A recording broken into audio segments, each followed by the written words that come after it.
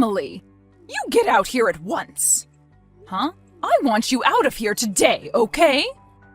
Mom? I don't want you calling me your mom anymore, you moneyless idiot! Wait, what is going on all of a sudden? Can you please give me an explanation as to why I need to be the one to leave this house now? Do you not have any memory of what might have caused this? Well, no, actually I don't. I don't even know what your reason is for calling me moneyless now either. This is the reason why you are poor! Why are you calling me poor this time around? Well, how about you calm down a little bit and stop calling me things like that? Then you and I can talk about what's gone and upset you. I took a look at the amount of money you have in that account, and after seeing what I saw, I have no reason to be calming down.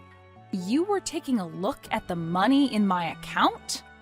There was a checkbook on the living room table. Huh? The living room, wait. Are you kidding me, Diana? You've gone out and made another duplicate key to let yourself into our house without asking us? Could you please stop it with that reckless crap already? I've had enough of it now. You live over an hour away from our place as well, so how much free time do you have on your hands to be doing this all the time? Who the hell cares about something like that right now? Only $100 in your account? Excuse me, $100 in my account? What the hell does this mean? You're supposed to be working for one of the largest companies in America, and all you have in your account is $100? Don't tell me that this is all that remains from your compulsive spending. When Brad brought you over to my house saying that he really wanted to marry you, I heard from you that you're working for that huge conglomerate, and that's why I allowed you to be his wife. But now that the lid's been opened on your life, I can see that all you have left this month is $100. Tell me what the hell this is about right now. You lied to me about how you're not able to make squat in terms of income. You divorce my son right now and then get the hell out of his house. Well, before we get any further, let me tell you this. I have no idea what checkbook of mine you're talking about, as I don't remember having only $100 left in my bank account. And because of that, your reason for wanting me to divorce Brad and move out of the house is not going to work for me. Are you telling me that the things I saw with my own eyes just now are all false? I don't ever remember me leaving out a checkbook in the living room either, so that's another reason for me doubting you. But that's not even the main problem here. Ah! Who the hell do you think you are? Freaking moneyless witch! Low-life whore! Overspending idiot! You have no right saying any of those things about me. I feel so bad for my little boy having been fooled by a witch like you. I'm going to get you both to divorce one way or another. Brad, did your friend's wedding finish up and everything? Yep. Right now we're all taking a break right before the after party begins. What's going on? Your mom has gone ahead and made herself yet another duplicate key for our place. What? I'm sure you were really enjoying yourself, so I'm sorry to have to bring this up now. No worries. I'm actually really happy you're telling me about this right now, so no need to apologize to me. But that last time she broke into our house, we took the key away from her, right? I know that. I even saw you doing that to her. But once again, she's gone and come into our house without our permission. Seriously? How many more times is she gonna make duplicate keys to get into our place? Tell me, what did she do this time while she was there? Did she throw out your cooking again like before, or did she go through the kitchen cabinets and break all the dishes like last month? She found a checkbook in the living room with only $100 in its account. Huh? She said it was sitting on the living room table. Brad, do you know anything about it? Well, yes, I do. That was probably my checkbook, actually. Wait, really? Well, you remember how I was changing banks, right? During that time, I had to transfer pretty much all my money from my old account into a new one. So, in order to not have the old account close on me yet, I left $100 in there so that the bank wouldn't get upset with me.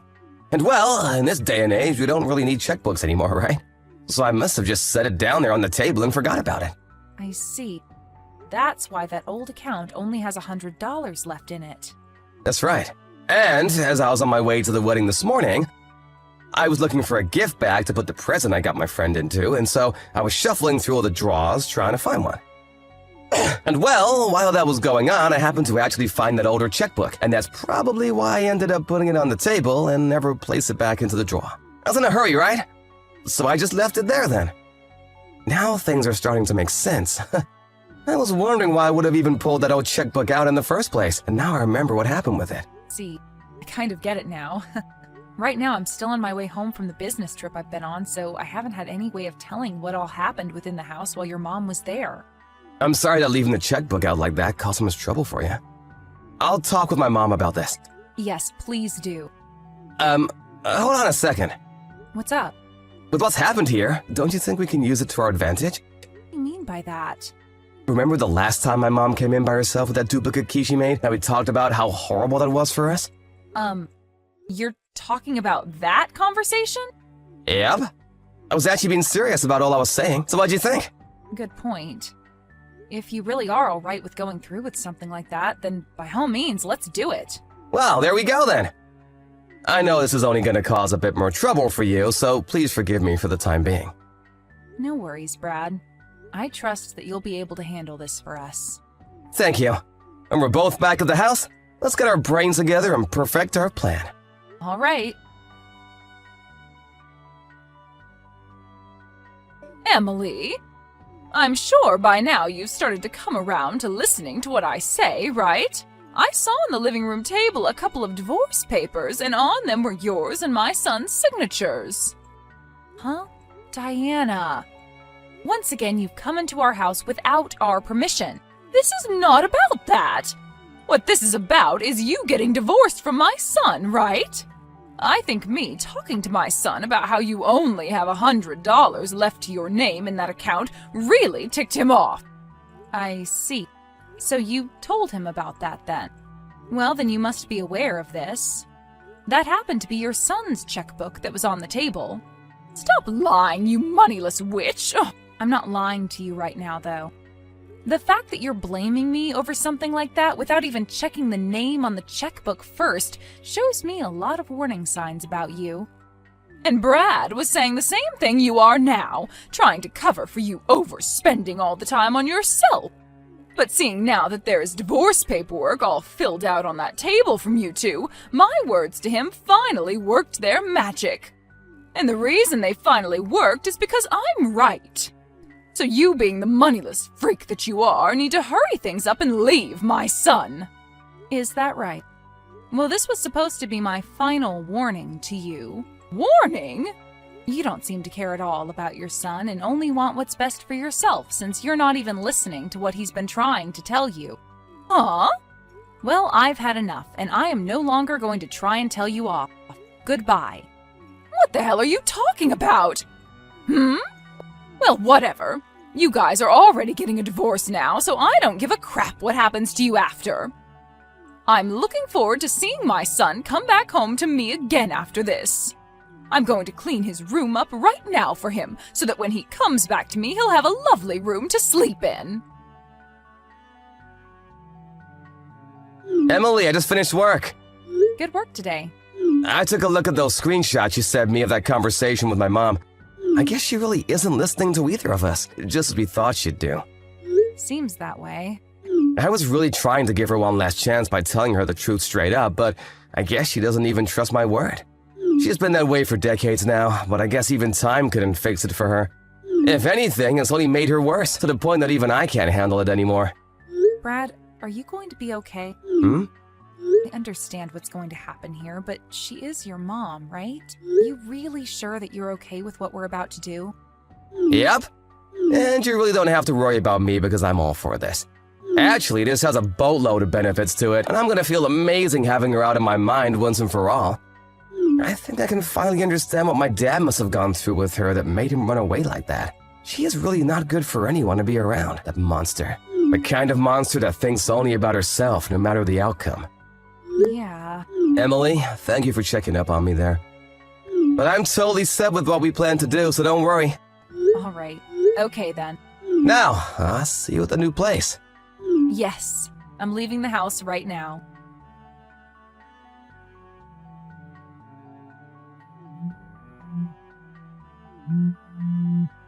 Emily, what the hell is going on here? You were supposed to be leaving my son once and for all with that divorce, but my son has still not come home to me. So I went over to that house to see what was going on, but my frickin' key isn't working anymore. And on top of that, your neighbor is telling me that nobody's been living in your house for a while now. Where the hell have you and Brad run off to? I want my Brad back right now!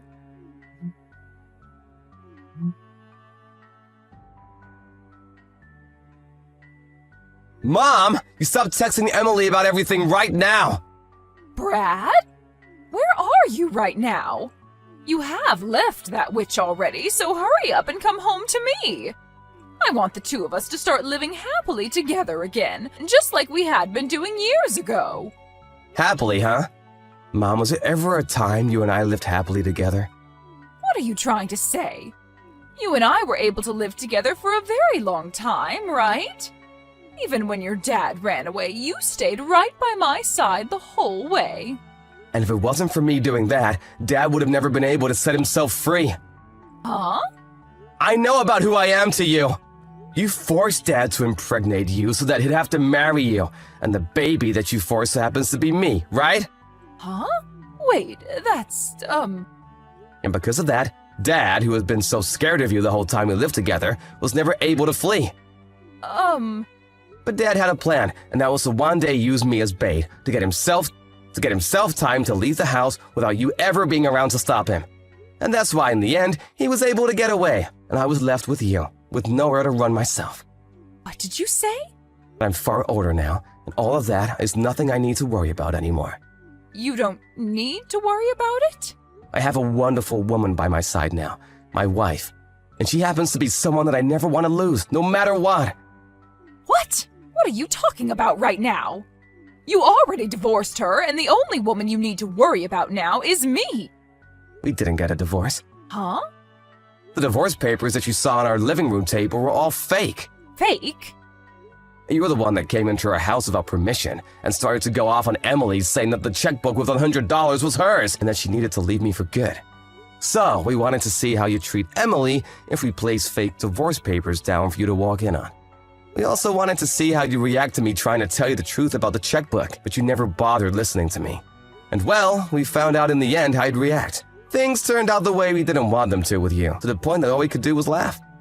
Brad? I'm done being your son. What? I like to think of us moving to a new house without ever telling you as a first step, and me not being your family anymore, please. What the hell are you saying to me? Wait, don't tell me that witch is so upset about me finding out about the $100 she had left that she's forcing you to say all this to me and run away. Don't worry. I'll get you a lawyer and everything, and we can sue her butt. I told you before that the $100 checkbook was mine, right? And you should be aware that it was my name printed on the front of that checkbook, right?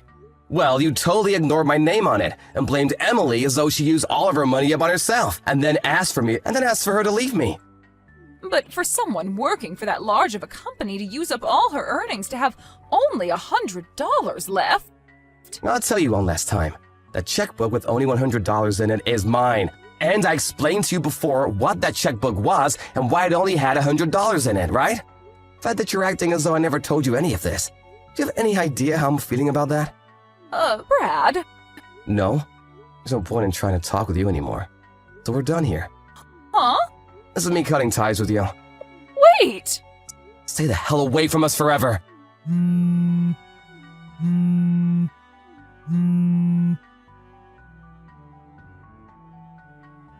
Right after Brad said goodbye to his mom, we both went ahead and changed our phone numbers. But of course, that wasn't going to be enough for us, and so we went and spoke to the rest of the family and told them that we wanted nothing to do with her anymore, which they all agreed with.